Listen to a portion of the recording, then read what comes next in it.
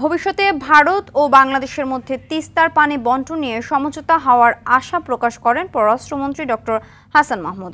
বৃহস্পতিবার রাতে ভারতের রাজধানী নয়াদিল্লিতে প্রধানমন্ত্রী শেখ হাসিনার সফর নিয়ে প্রেস ব্রিফিং শেষে তিনি এই আশার কথা জানান। পররাষ্ট্রমন্ত্রী বলেন, নরেন্দ্র মোদির সঙ্গে একান্ত বৈঠক করেছেন প্রধানমন্ত্রী শেখ হাসিনা। ভারতের এই সরকারের সঙ্গে আগামী 5 বছর সম্পর্ক কেমন যাবে জানতে চাইলে হাসান মাহমুদ বলেন, বাংলাদেশ ভারত সম্পর্ক নতুন উচ্চতায় উন্নীত হয়েছে। দুই দেশের প্রধানমন্ত্রীর নেতৃত্বে আগামী দিনগুলোতে নিশ্চয়ই এই সম্পর্ক আরও গভীর হবে। এতে উপকৃত হবে দুই দেশের মানুষ। নগদে 500 টাকা বা তার বেশি পেমেন্টে পেতে পারেন ঢাকায় জমিসহ 20 কোটি টাকার পুরস্কার। নেতৃত্বে এবং ভারতের মাননীয় প্রধানমন্ত্রী শ্রী নরেন্দ্র মোদীর নেতৃত্বে আমাদের দুই দেশের সম্পর্ক নতুন উচ্চতা উন্নীত হয়েছে।